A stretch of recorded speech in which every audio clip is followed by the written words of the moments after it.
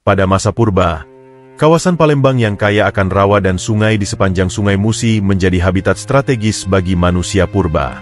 Lingkungan ini menyediakan sumber daya alam limpah seperti ikan, tanaman air, dan material untuk peralatan sederhana, sekaligus menawarkan perlindungan alami dari ancaman predator, menjadikannya tempat ideal untuk pemukiman awal. Prasasti kedukan bukit yang ditemukan di Bukit Siguntang menjadi salah satu bukti sejarah penting tentang awal mula peradaban di kawasan Palembang. Prasasti ini ditulis menggunakan aksara Palawa dan bahasa Melayu kuno, menunjukkan pengaruh kuat budaya India di wilayah tersebut. Dalam prasasti tersebut, tercatat perjalanan suci Raja Dapuntahyang Sri Jayanasa beserta pasukan dan perlengkapan yang dibawanya. Perjalanan ini dipercaya sebagai bagian dari upaya pendirian Wanua, sebuah pemukiman awal yang direncanakan sebagai pusat pemerintahan dan kegiatan masyarakat. Bukit Siguntang sendiri dikenal sebagai tempat yang memiliki nilai spiritual tinggi, sehingga dipilih sebagai lokasi strategis untuk pendirian pusat kekuasaan. Pendirian Wanua tersebut juga menandai awal mula terbentuknya struktur sosial yang lebih terorganisir di kawasan itu. Kehadiran Raja Dapuntahyang sebagai pemimpin menunjukkan adanya sistem pemerintahan awal yang mulai berkembang. Wanua ini kemungkinan besar menjadi basis untuk mengontrol jalur perdagangan yang melintasi Sungai Musi, sebuah kawasan vital bagi pertukaran komoditas antara pedagang lokal dan internasional.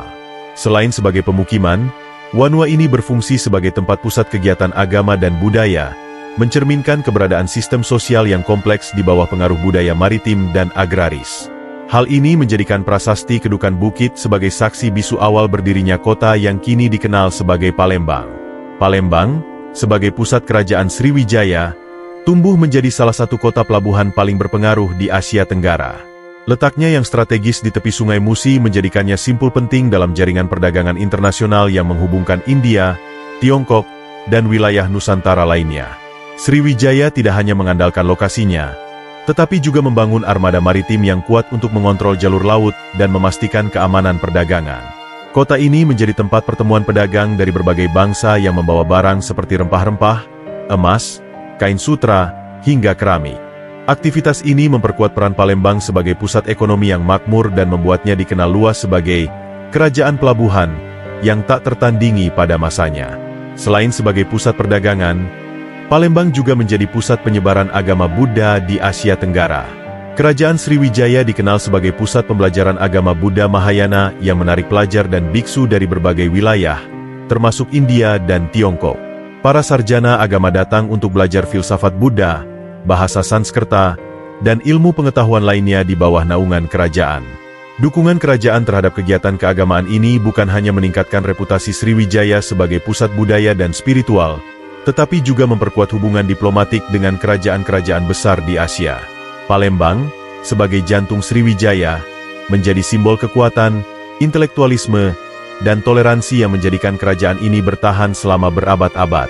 Pada puncak kejayaannya pada abad ke-9 hingga 11, kerajaan Sriwijaya bukan hanya sebuah kekuatan politik, tetapi juga pusat peradaban yang mendominasi Asia Tenggara. Wilayah kekuasaannya mencakup sebagian besar Sumatera, Semenanjung Malaya, hingga wilayah Jawa dan Kalimantan. Sriwijaya mengontrol jalur perdagangan strategis seperti Selat Malaka dan Selat Sunda, menjadikannya sebagai titik transit utama dalam rute perdagangan maritim dunia. Kekayaan kerajaan ini berasal dari pajak yang dikenakan kepada para pedagang yang melintasi perairannya, serta hasil bumi yang diperdagangkan, seperti rempah-rempah, emas, dan kayu. Palembang, sebagai ibu kota, dipenuhi oleh kapal-kapal dagang dari berbagai belahan dunia yang membawa komoditas berharga sekaligus menyebarkan pengaruh budaya asing. Dalam aspek budaya dan agama, Sriwijaya menonjol sebagai pusat pendidikan agama Buddha yang dihormati. Kota Palembang memiliki hubungan erat dengan Universitas Nalanda di India, tempat para biksu Sriwijaya seperti Dharmapala dan Sakyakirti berperan penting dalam penyebaran ajaran Buddha Mahayana. Para pelajar dan sarjana dari seluruh Asia datang ke Sriwijaya untuk belajar filsafat, sastra, dan bahasa Sanskerta. Hubungan intelektual ini tidak hanya memperkuat Sriwijaya sebagai pusat spiritual, tetapi juga memperkokoh jaringan diplomatiknya dengan kerajaan-kerajaan besar seperti Chola di India dan dinasti Tang di Tiongkok. Peninggalan budaya yang kaya ini menunjukkan betapa besarnya pengaruh Sriwijaya dalam membangun identitas kawasan Asia Tenggara sebagai pusat perdagangan sekaligus peradaban. Pada abad ke-11, Serangan yang dilancarkan oleh kerajaan Chola dari India terhadap Sriwijaya menjadi pukulan telak bagi kestabilan kerajaan maritim ini. Penyerangan yang dipimpin oleh Raja Rajendra Chola I bertujuan untuk menguasai jalur perdagangan strategis di Asia Tenggara, termasuk Selat Malaka. Invasi ini menghancurkan armada Sriwijaya, melumpuhkan pelabuhan utama, dan merampas kekayaan yang selama ini menjadi penopang ekonomi kerajaan. Selain itu, serangan tersebut menyebabkan kerusakan infrastruktur penting di Palembang, melemahkan kontrol pusat terhadap wilayah-wilayah di bawah kekuasaannya. Dengan terganggunya sistem pertahanan dan administrasi, Sriwijaya kehilangan kemampuannya untuk memonopoli perdagangan di kawasan itu. Akibat serangan tersebut, beberapa wilayah kekuasaan Sriwijaya mulai memisahkan diri atau berada di bawah kendali kekuatan lokal lain.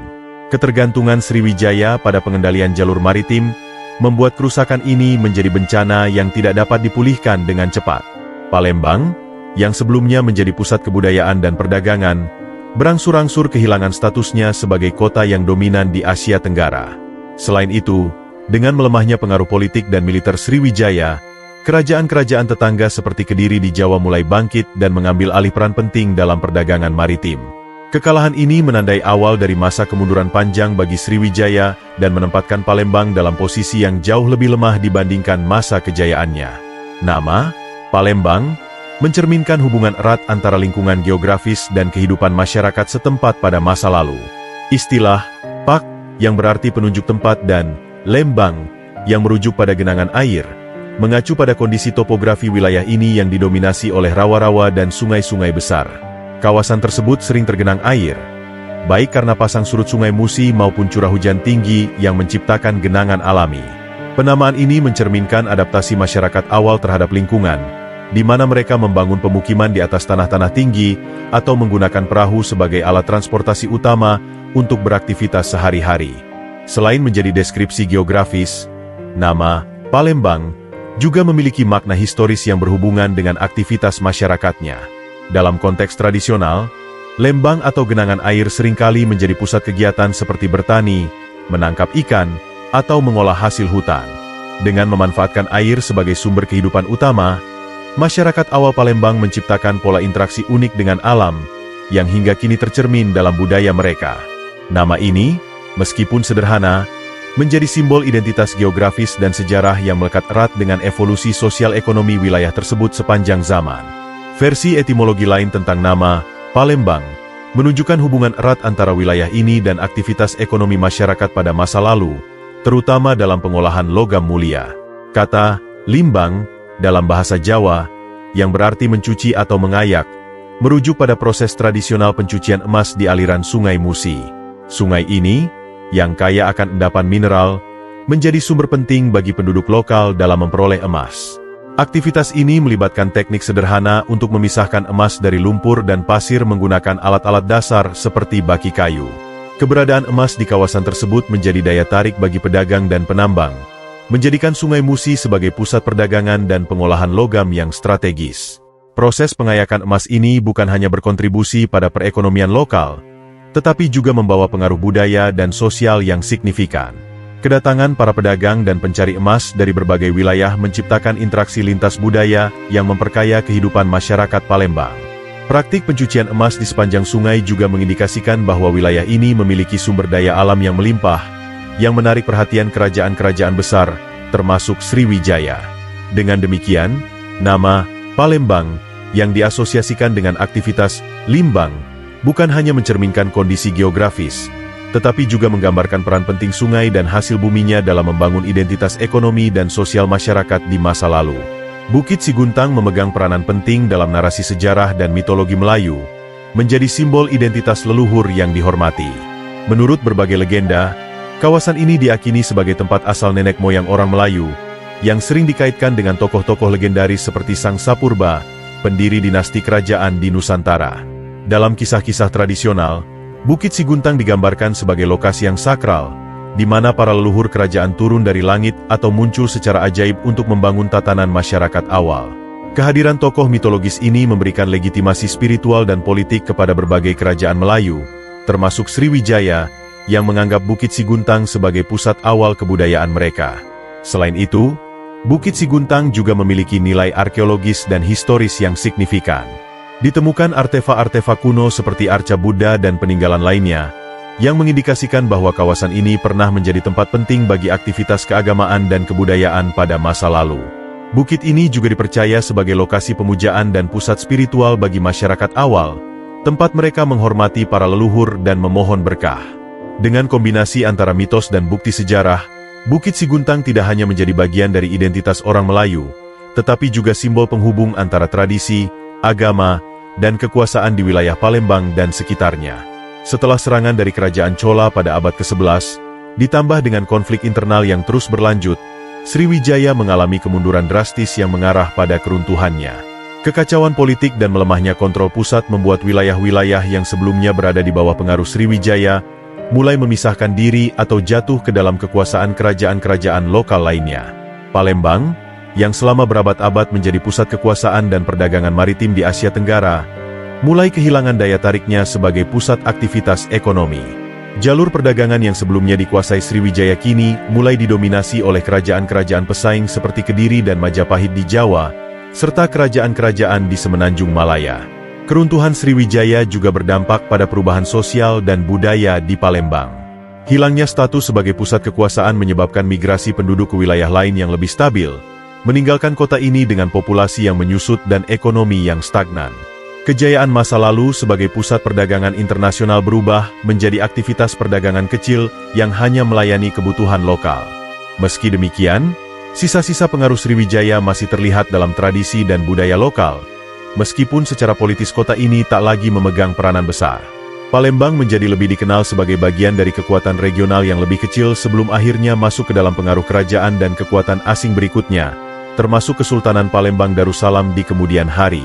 Pada abad ke-15, ketika Palembang masuk ke dalam pengaruh Kesultanan Demak, peran kota ini mengalami transformasi yang signifikan. Palembang yang sebelumnya dikenal sebagai pusat kekuasaan Sriwijaya mulai beradaptasi dengan perubahan zaman, mengadopsi Islam sebagai identitas budaya dan spiritual baru. Kesultanan Demak, sebagai kekuatan Islam pertama di Jawa, memainkan peran penting dalam memperkuat ajaran agama ini di Palembang, menjadikannya pusat penyebaran Islam di Sumatera. Perubahan ini didorong oleh interaksi perdagangan dengan pedagang Muslim dari Timur Tengah, India, dan wilayah Nusantara lainnya, yang membawa ajaran Islam bersama barang dagangan mereka. Ulama-ulama dari Demak turut berperan dalam mendirikan masjid-masjid dan lembaga pendidikan agama, menjadikan Palembang salah satu pusat intelektual Islam yang penting di kawasan tersebut. Selain sebagai pusat keagamaan, Palembang juga berkembang menjadi pusat kebudayaan yang mencerminkan pengaruh Islam. Kesenian, sastra, dan arsitektur lokal mulai menunjukkan perpaduan antara tradisi Melayu dan elemen Islam, menciptakan identitas budaya yang unik. Pengaruh ini dapat dilihat dalam tradisi-tradisi seperti syair dan seni ukir yang mengandung nilai-nilai Islam. Kota ini menjadi tempat pertemuan antara pedagang, ulama, dan masyarakat lokal yang berkontribusi pada penyebaran ajaran Islam ke berbagai wilayah di Sumatera dan sekitarnya. Dengan dukungan Kesultanan Demak, Palembang memainkan peran strategis dalam menyebarkan Islam secara damai melalui jalur perdagangan, pendidikan, dan seni budaya, yang kelak menjadi dasar bagi terbentuknya Kesultanan Palembang Darussalam di masa mendatang. Pada abad ke-17, berdirinya Kesultanan Palembang Darussalam menandai babak baru dalam sejarah Palembang sebagai pusat kekuasaan yang berpengaruh di Sumatera Selatan.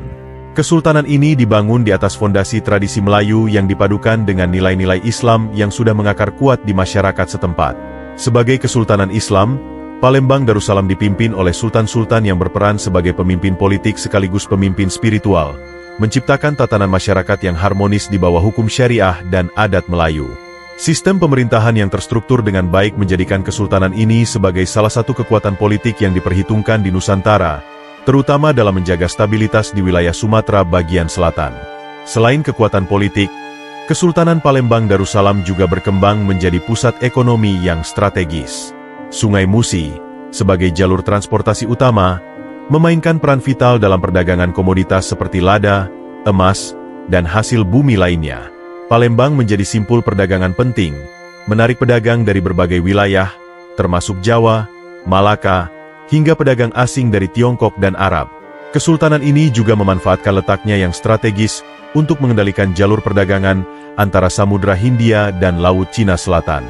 Dengan kebijakan ekonomi yang cerdas dan kemampuan diplomasi yang kuat, Kesultanan Palembang Darussalam mampu membangun jaringan perdagangan yang menguntungkan sekaligus mempertahankan kedaulatannya dari ancaman eksternal. Keberhasilan ini menjadikan kesultanan tersebut sebagai simbol kebangkitan politik dan ekonomi di wilayah Sumatera Selatan pada masanya. Kesultanan Palembang Darussalam, yang memiliki posisi strategis di jalur perdagangan internasional, menghadapi tantangan besar ketika VOC mulai memperluas pengaruhnya di Nusantara. Konflik antara keduanya dipicu oleh kepentingan ekonomi yang bertentangan, terutama dalam perdagangan lada, emas, dan komoditas lainnya yang menjadi andalan ekonomi kesultanan. VOC, dengan kekuatan militer dan politiknya, berupaya memonopoli perdagangan di wilayah Palembang, sementara kesultanan berusaha mempertahankan kedaulatan ekonominya. Sengketa ini diperburuk oleh perbedaan pandangan dalam hal pengelolaan wilayah dan hak dagang, di mana VOC menggunakan tekanan diplomatik dan militer untuk memaksakan kehendaknya. Tekanan dari VOC memaksa Kesultanan Palembang untuk mengambil langkah-langkah defensif, termasuk memperkuat aliansi dengan kekuatan lokal lainnya serta meningkatkan pertahanan militer di wilayah strategis. Namun, dominasi VOC yang terus meningkat, didukung oleh teknologi perang yang lebih maju dan dukungan dari kekuatan kolonial Belanda, perlahan-lahan mempersempit ruang gerak kesultanan. Dalam prosesnya, Belanda mulai menanamkan pengaruh politik di dalam pemerintahan Palembang, memperlemah struktur kekuasaan lokal. Meskipun demikian, perlawanan rakyat Palembang dan sultan-sultan yang memimpin tetap menjadi simbol perjuangan mempertahankan kemerdekaan ekonomi dan politik dari cengkeraman kolonialisme. Konflik berkepanjangan ini menjadi salah satu fase penting dalam sejarah Palembang, mencerminkan upaya keras untuk melawan kekuatan asing yang ingin menguasai wilayah tersebut. Pada tahun 1825, penghapusan Kesultanan Palembang Darussalam oleh Hindia Belanda menjadi tonggak akhir dari kekuasaan lokal di wilayah tersebut. Langkah ini dilakukan setelah serangkaian upaya perlawanan oleh para Sultan Palembang gagal menghalau dominasi kolonial. Sultan Mahmud Badarudin II, salah satu pemimpin terakhir yang dikenal gigih melawan Belanda, akhirnya ditangkap dan diasingkan, menandai berakhirnya era kesultanan. Penghapusan ini memungkinkan Belanda untuk mengontrol penuh Palembang, menjadikannya sebagai bagian dari administrasi kolonial dengan sistem pemerintahan yang diatur langsung dari pusat kolonial di Batavia. Langkah ini sekaligus menandai perubahan besar dalam struktur politik dan sosial kota, yang kini sepenuhnya berada di bawah pengaruh asing. Di bawah pemerintahan kolonial, Palembang mulai mengalami modernisasi yang disesuaikan dengan kebutuhan ekonomi Belanda. Infrastruktur seperti pelabuhan, jalur transportasi, dan gudang-gudang perdagangan dibangun untuk mendukung aktivitas ekspor komoditas utama, seperti karet, kopi, dan timah. Meski demikian, perubahan ini seringkali tidak membawa manfaat langsung bagi masyarakat lokal yang sebagian besar tetap berada dalam kondisi ekonomi yang sulit. Sistem kerja paksa dan pajak tinggi yang diterapkan oleh kolonial menambah beban rakyat Palembang. Kota ini, yang sebelumnya dikenal sebagai pusat kebudayaan Melayu Islam, perlahan berubah menjadi pusat ekonomi yang sepenuhnya diarahkan untuk mendukung kepentingan penjajah. Kehilangan otonomi politiknya menempatkan Palembang dalam babak sejarah baru yang diwarnai oleh eksploitasi kolonial dan perjuangan untuk mengembalikan identitas lokal. Selama masa penjajahan Belanda, Palembang menjadi salah satu pusat ekonomi yang strategis di wilayah Sumatera. Pelabuhan di tepi Sungai Musi, yang sebelumnya digunakan untuk perdagangan tradisional, dikembangkan oleh pemerintah kolonial untuk mendukung ekspor hasil bumi seperti karet, kopi, dan minyak bumi. Sungai Musi menjadi jalur transportasi utama, memungkinkan hasil bumi dari pedalaman Sumatera diangkut menuju pelabuhan untuk diekspor ke Eropa dan pasar internasional lainnya. Pengembangan infrastruktur seperti gudang penyimpanan, dermaga, dan jaringan transportasi darat yang menghubungkan perkebunan dengan pelabuhan semakin memperkuat posisi Palembang sebagai kota pelabuhan penting. Dengan meningkatnya aktivitas perdagangan, kota ini menjadi magnet bagi pekerja dari berbagai daerah yang datang mencari peluang ekonomi. Namun, perkembangan ekonomi ini lebih banyak menguntungkan pihak kolonial daripada masyarakat lokal. Eksploitasi besar-besaran terhadap sumber daya alam dan tenaga kerja menyebabkan ketimpangan sosial yang mencolok. Perkebunan-perkebunan besar yang dikelola oleh perusahaan Belanda memaksa banyak penduduk lokal bekerja dalam kondisi sulit dengan upah rendah. Selain itu, pembangunan infrastruktur dan fasilitas kota seringkali hanya melayani kebutuhan kelompok elit kolonial dan pedagang asing, sementara penduduk lokal tinggal di pemukiman sederhana di pinggiran kota. Meskipun demikian, kemajuan ekonomi ini juga membawa dampak tidak langsung berupa urbanisasi dan pertemuan budaya, yang perlahan membentuk identitas Palembang sebagai kota multietnis dengan peran penting dalam jaringan perdagangan global.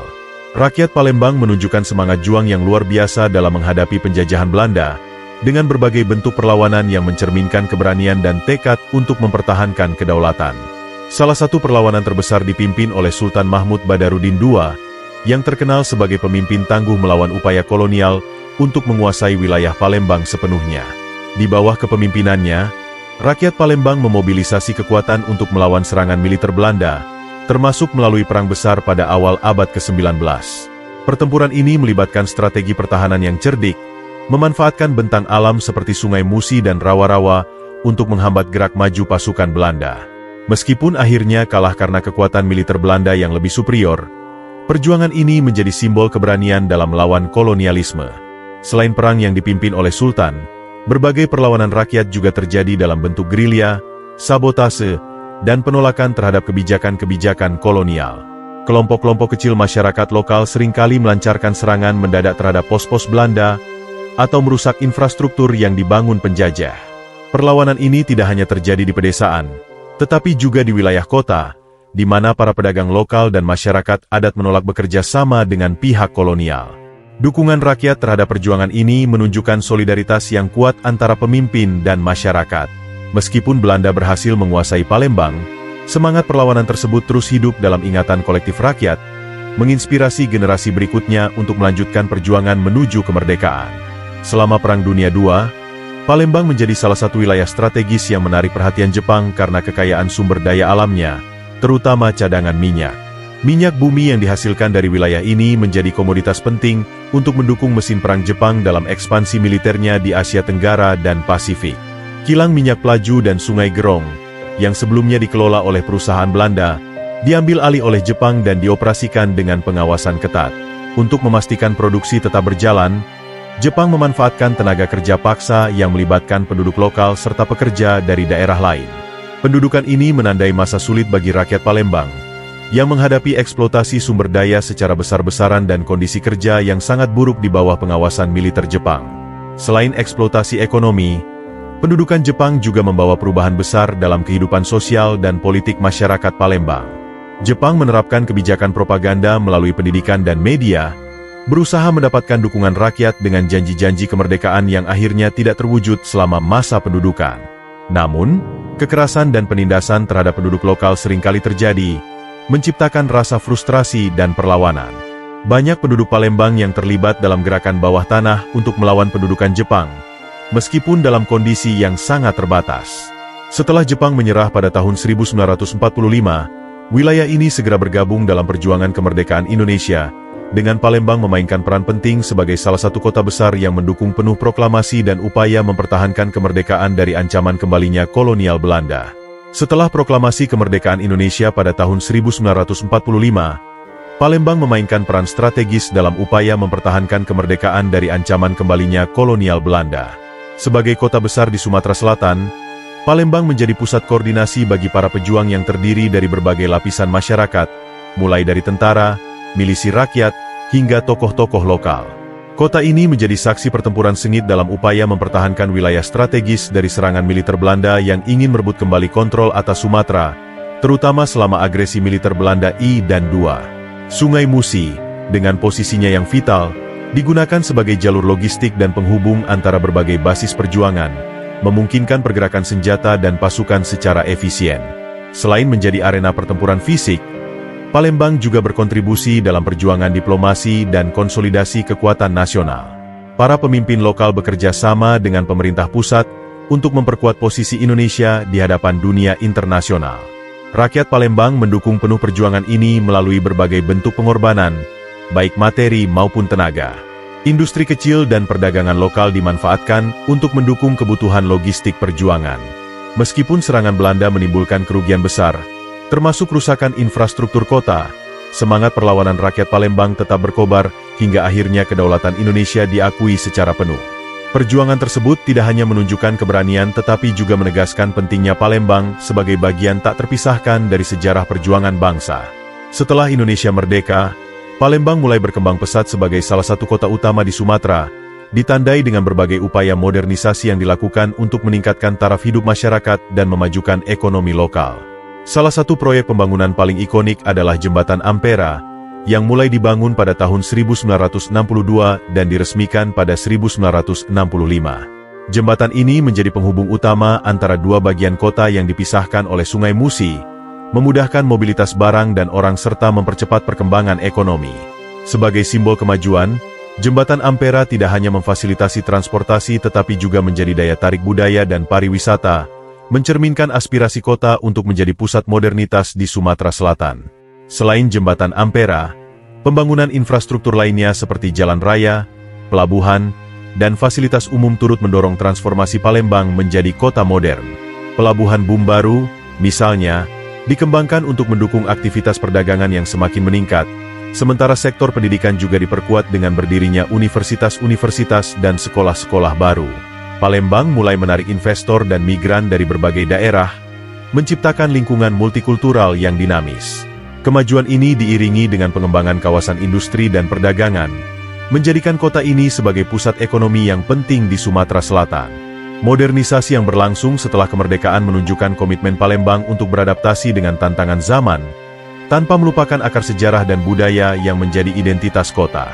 Palembang, sebagai salah satu kota tertua di Indonesia, kaya akan warisan budaya yang mencerminkan sejarah panjang dan keberagaman masyarakatnya. Salah satu kekayaan budaya yang menonjol adalah tarian tradisional Gending Sriwijaya, sebuah tarian klasik yang penuh dengan nilai sejarah dan estetika. Tarian ini sering dipentaskan dalam acara-acara resmi atau penyambutan tamu penting sebagai simbol keramah tamahan dan kebesaran warisan Sriwijaya.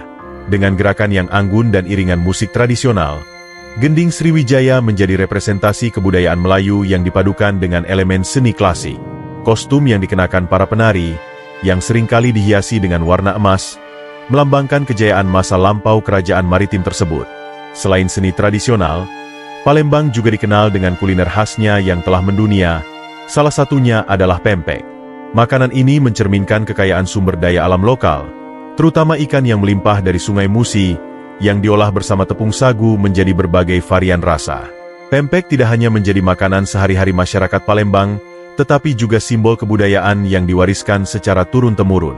Keunikan rasa pempek dilengkapi dengan cuko, kuah pedas manis khas Palembang, yang menjadikannya berbeda dari makanan lain. Kuliner ini, bersama dengan tradisi dan seni lainnya, menunjukkan bagaimana Palembang mampu menjaga identitas budayanya sekaligus beradaptasi dengan perubahan zaman, menjadikan warisan ini tetap relevan hingga hari ini. Saat ini, Palembang telah berkembang menjadi salah satu kota besar di Indonesia yang dikenal tidak hanya sebagai pusat budaya Melayu, tetapi juga sebagai destinasi wisata yang menawarkan kekayaan sejarah dan tradisi. Sebagai ibu kota Sumatera Selatan, kota ini menyajikan berbagai atraksi budaya dan situs bersejarah, seperti Museum Sultan Mahmud Badarudin II, Benteng Kuto Besak, dan Sungai Musi yang ikonik. Setiap tahunnya, Palembang menarik wisatawan lokal maupun mancanegara yang ingin menyaksikan langsung warisan budaya kota ini, termasuk tarian tradisional, seni musik, dan kuliner khasnya. Tidak hanya itu, Palembang juga menjadi tuan rumah berbagai festival budaya yang menampilkan keberagaman etnis dan tradisi lokal, memperkuat posisinya sebagai pusat kebudayaan di Sumatera. Palembang juga telah membuktikan kemampuannya menjadi kota modern yang mampu menggelar event berskala internasional. Salah satunya adalah Asian Games 2018. Dalam perhelatan ini, Palembang menjadi salah satu kota penyelenggara utama yang membanggakan dengan berbagai fasilitas olahraga bertaraf internasional, seperti Jakabaring Sport City. Kegiatan ini tidak hanya meningkatkan citra kota di mata dunia, tetapi juga mendorong pembangunan infrastruktur yang lebih baik, seperti jalan raya, transportasi umum, dan kawasan pariwisata. Setelah sukses menjadi tuan rumah, Palembang semakin dikenal sebagai kota yang mampu beradaptasi dengan dinamika global tanpa melupakan akar budaya dan sejarahnya. Transformasi ini menjadikan Palembang simbol perpaduan antara modernitas dan tradisi di Indonesia.